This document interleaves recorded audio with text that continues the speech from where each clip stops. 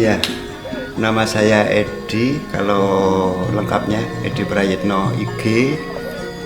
Di Sanggar Batik Semarang 16 ini saya diamanati, dipasrahi sebagai kepala sanggar atau untuk apa ya? Ya bertanggung jawab terhadap semuanya proses dari produksi sampai marketing, dari hulu sampai hilir. Seperti itu.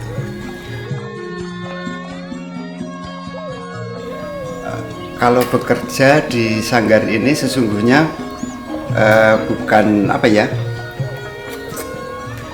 Bukan secara formal. Jadi sejak sanggar ini belum ada, saya memang sudah bekerja untuk sanggar ini. Jadi sampai tahun 2005 kemudian sanggar ini terbentuk. Terus saya mengawal, tapi saya berada di luar struktur. Saya ada di luar struktur. Baru pada 2017 saya sempat masuk ke dalam membenahi beberapa bagian. Setelah semua stabil, saya keluar lagi di luar struktur, tapi tetap membantu. Dan ketika ada persoalan lagi, saya masuk lagi tahun 2019 ini.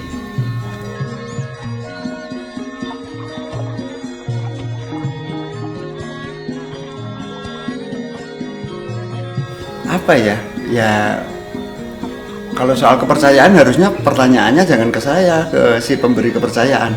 Tetapi saya bolehlah mengira-ira ya. Saya memiliki sense of art, sense of seni. Bukan hanya seni rupa, tapi juga sastra. Saya bisa bercerita, model storytelling. Saya bisa menggambar dari sejak hulu sampai hilir, sejak desain sampai produksi sampai pewarnaan. Saya bisa barangkali itu. Kemudian yang kedua, saya kalau bekerja itu tidak pernah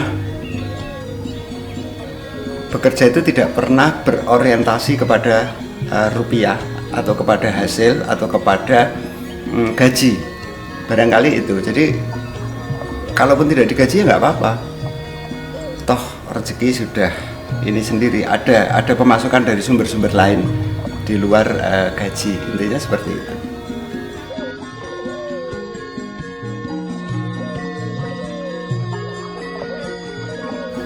Paling berat itu ada beberapa ya.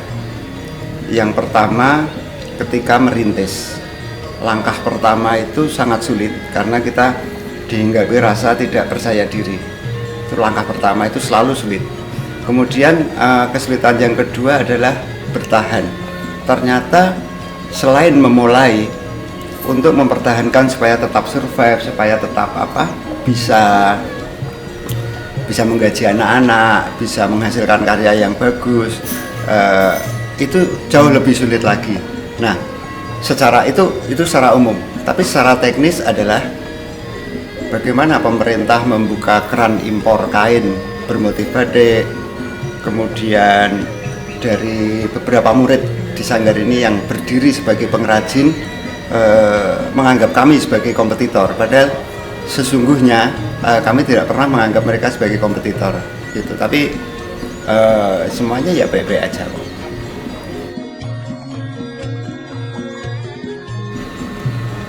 Keluar aja, cari pintu keluar kan gitu. Jadi gini, semua keadaan itu, semua kesulitan itu pasti ada, tapi setiap kesulitan itu pasti ada solusinya. Tugas kita memang mencari, dan cara mencari sampai menemukan itu adalah dengan pola-pola trial and error. Jadi mencoba dan juga ada kesalahan kita ulang terus seperti itu. Itu aja, hanya dengan trial and error.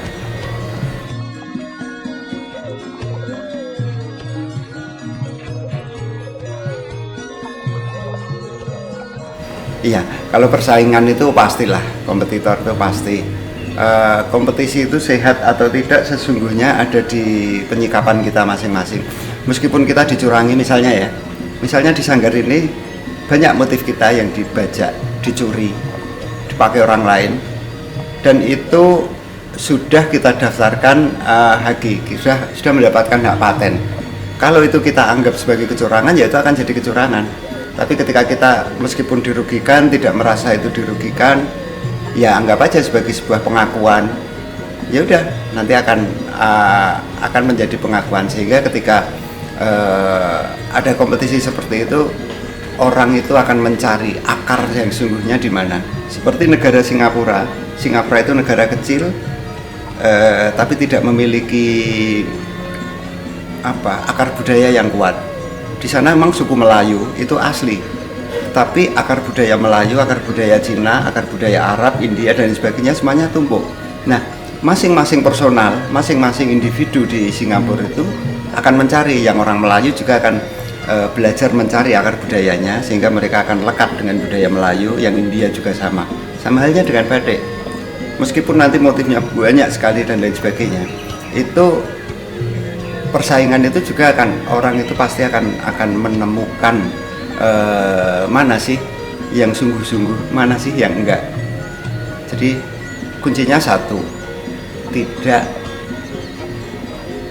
bekerja tidak diproyeksikan, tidak diorientasikan untuk cari duit. Itu saja, sederhana seperti itu. Kalau asli saya Mundilan itu sebuah kota kecamatan di Kabupaten Magelang, di kaki Gunung Merapi, sehingga beda dengan masyarakat pesisiran. Di Semarang ini kan pesisiran. Kalau pesisiran itu terbiasa hidup di tengah laut, terbiasa dengan perdagangan. Kalau hidup di tengah laut jadi nelayan, dia kan bertahan hidup melawan ombak, melawan gelombang, sehingga ini tabiatnya keras. Tapi kalau di gunung, seperti saya di Gunung Merapi itu, medan untuk dari desa yang satu ke desa yang lain itu sangat sulit. Harus misalnya menyeberangi jurang, itu tidak bisa dilakukan sendiri, sehingga di situ yang terjadi adalah gotong royong. Tapi dua-duanya baik. Masyarakat pesisiran itu sangat maju dalam kebudayaan, jauh lebih maju dibandingkan masyarakat di pegunungan. Karena apa? Di pesisir dia ada pendatang, adaptasi dan seterusnya. Sedangkan di pegunungan yang dilihat ya itu aja. Semua memiliki nilai plus, semua memiliki nilai kurang. Intinya seperti itu. Alhamdulillah sudah. Anak saya satu, saat ini kelas 3 SMP, putri.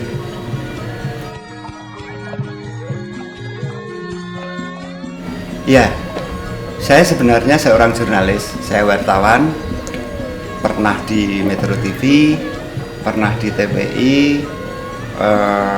di Radio El Sinta, jadi TV pernah, koran itu di Liputan, koran di Suara Merdeka yang lokalan, kemudian Kedaulatan Rakyat, kemudian yang terakhir ini sampai saat ini saya masih tergabung di portal liputan6.com. Nah, persoalan saya bisa bergabung dengan batik dengan sanggar ini, itu sebetulnya bukan persoalan yang sulit untuk dijelaskan, karena setiap manusia itu memiliki passion. Setiap passion itu nanti akan terkumpul dengan orang yang memiliki passion sama. Misalnya kalian memiliki passion fotografi, entah bagaimana caranya semesta itu nanti akan mempertemukan dengan orang-orang yang sama-sama suka fotografi.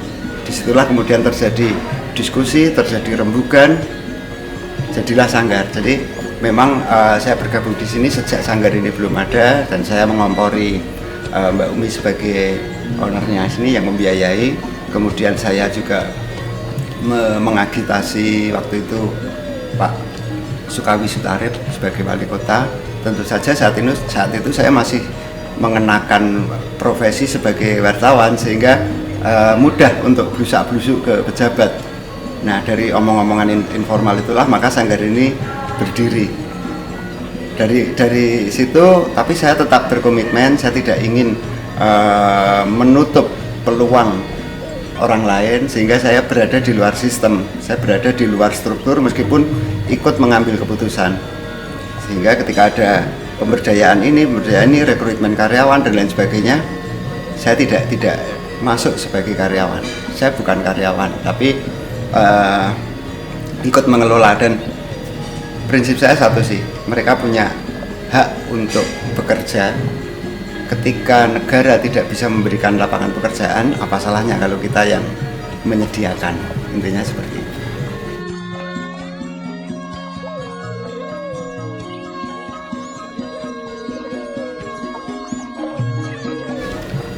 semua dari hulu sampai ke hilir saya terlibat. Untuk saat ini saya terlibat, bukan hanya mengelola. Jadi misalnya marketing, saya memanfaatkan teman-teman yang ada untuk jualan, tapi otomatis kalau itu pesanan, motif seperti apa saya gambarkan, saya yang gambar. Kemudian kalau semuanya saya yang mengerjakan kan nanti tidak jalan mesinnya. Saya pasrahkan anak nyanting, tolong dong ini dibuat, dicanting, selesai, tolong dong ini diwarna, dan seterusnya. Itu semua atas petunjuk, ya bukan petunjuk ya, menyesuaikan dengan pesanan yang ada. Tapi biasanya kalau yang masuk melalui saya sendiri yang gambar.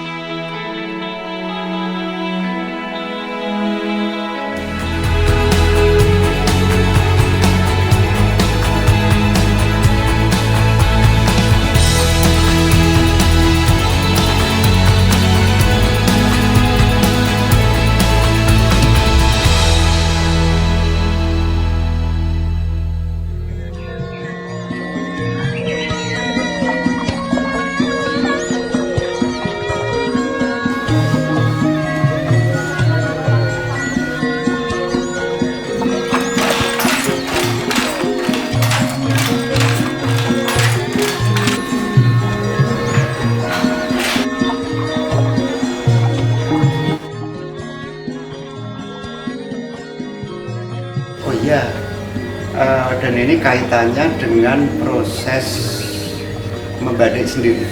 Orang menganggap batik itu sebagai sebuah kain, batik itu sebagai sebuah komoditi. Kalau saya enggak, batik adalah sebuah laku. Tahu ya laku ya? Laku itu apa ya? Yang lakoni gitulah kalau bahasa Jawanya. Batik itu laku. Jadi misalnya mencanting ya. Kalau saya gambar, misalnya gambar seperti gini, saya menggambar. Bagi yang muslim mungkin bisa sambil sholawatan, sehingga tarian garis itu bisa seirama dengan irama sholawat. Ketika mencanting juga sama seperti itu. Bisa juga dengan sambil berzikir, itu bagi yang religius. Kalau saya sih enggak begitu ini ya, tapi bagi saya yang penting itu laku, batik sebagai laku. Nah, sedangkan berupa kain yang memiliki motif dan warna itu hanya efek samping saja dari sebuah laku keseharian. Batik itu apa sih intinya? Ngembat titik, merangkaikan titik. Itu sama seperti kita dari lahir sampai usia berapa, itu kan koordinat titik kalau digabung kan menjadi sebuah garis.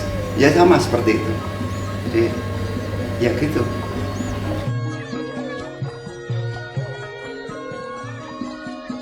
Ada enggak ya?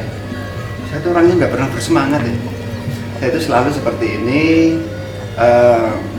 Kalaupun bersemangat juga tidak atas faktor dari luar, enggak. Tapi yang jelas kalaupun disebut penyemangat bolehlah. Yang memberi semangat adalah negara ini. Kenapa? Karena negara ini jarang memberikan haknya, sehingga saya merasa harus oke lah, saya mengisi ruang-ruang kosong yang tidak disediakan oleh negara. Ruang konservasi batik harusnya itu menjadi urusannya Dirjen Kebudayaan, tapi karena mereka itu hanya ngurusi penjualan dan lain sebagainya, oke lah, ruang itu kita isi. Jadi kenapa kok misalnya sampai saat ini tetap bersemangat untuk menghidupi, bersemangat untuk mempertahankan itu ya karena lembaga-lembaga yang seharusnya menjaga itu mereka tidak berfungsi, sehingga itu yang menyemangati gak gitu aja. Kalau personal mungkin orang yang ditanyakan, wah anak saya, istri saya dan lain sebagainya. Kalau saya enggak. Kalau personal sih ya ada, tetapi adalah orang-orang yang masih percaya kepada kebudayaan. Itulah yang memberi semangat.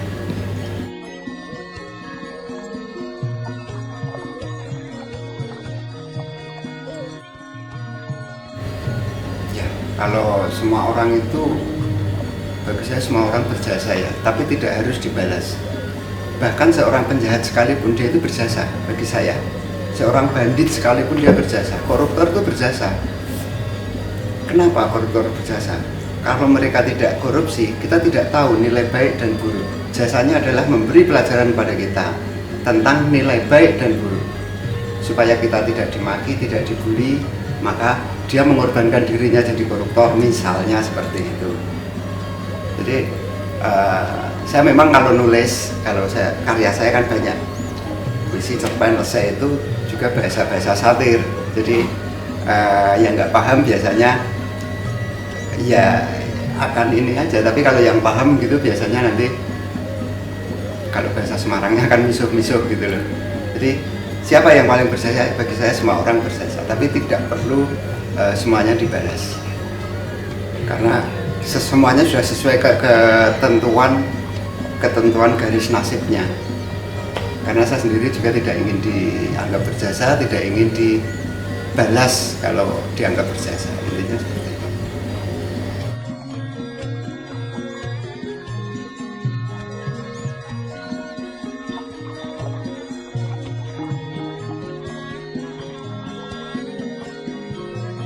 Ya, ini mengulang saya tadi ya. Kalau disebut mempresentasikan, barangkali terlalu snob. Badai itu sebuah proses, itu yang pasti. Proses itu butuh waktu, meskipun itu hanya sedetik. Yang namanya instan, seperti mie instan itu pun tetap butuh proses untuk bisa dikunyah, ditelan, dicerna, butuh waktu. Jadi di mata saya semua badai itu kedudukannya sama. Yang utama adalah bagaimana kita menjalankan laku badai. Jadi dari koordinat yang satu menuju ke koordinat yang lain.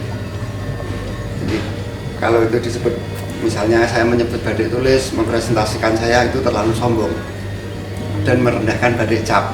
Kalau kemudian saya nyebut badai cap, itu juga akan merendahkan yang badai tulis. Jadi semuanya itu sebetulnya posisinya sama di mata saya. Jadi tidak ada yang merepresentasikan apapun.